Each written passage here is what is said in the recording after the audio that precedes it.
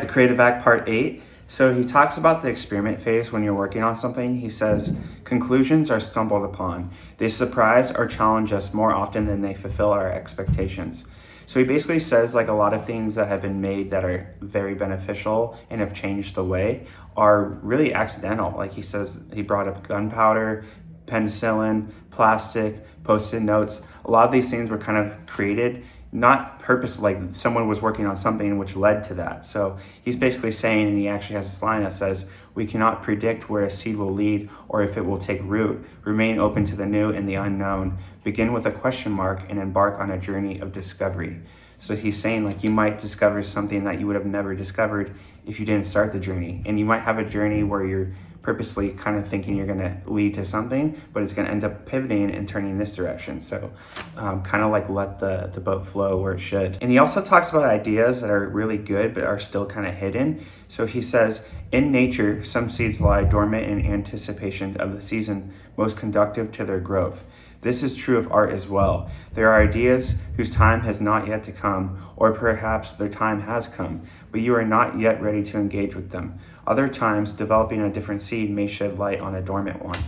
So I definitely can understand that, where I might have an idea that I feel like is kind of building and growing, but it's not like fully there. So I kind of keep it on the back pocket and focus on other ideas that are a little bit more fully developed, but I still didn't forget about that idea. And so he brings up planting seeds and growing trees and whatnot, where you might be focusing on this tree, but this tree is slowly catching up. And so ideas don't always have to be fully there or fully developed.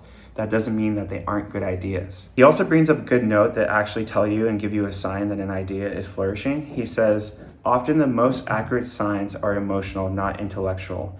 Excitement tends to be the best barometer for selecting which seeds to focus on when something interesting starts to come together. It arouses delight. It's an energizing feeling of wanting more, a feeling of moving forward. Follow that energy.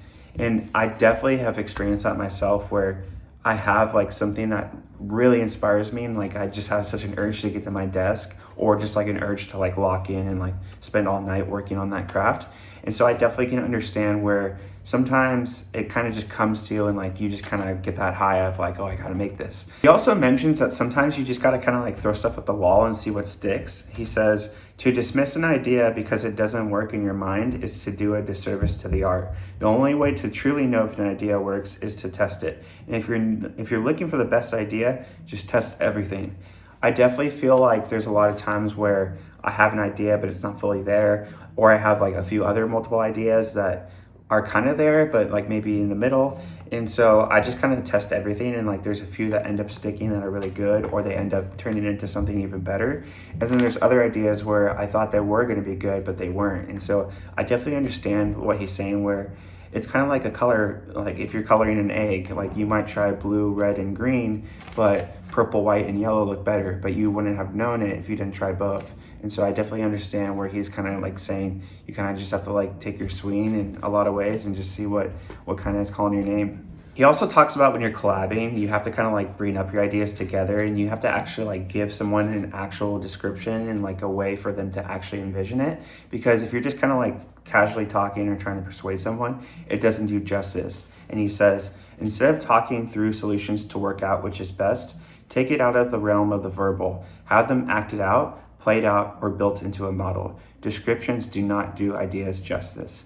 So I definitely agree and can understand if you have maybe a short form story idea that you want to create as a short film, rather than giving them like a general gist, you can maybe like actually write down the log line, or like show like a picture of the scenes, because that's actually going to get someone's mind actually kind of jumping into yours a little bit better. He also talks about how everything's not perfect immediately. He says, allow the work to grow in the direction it seeks, evolve in accordance with its natural state, and have its own life. Enjoy the journey of cycling through all permutations to reveal a work's true art form.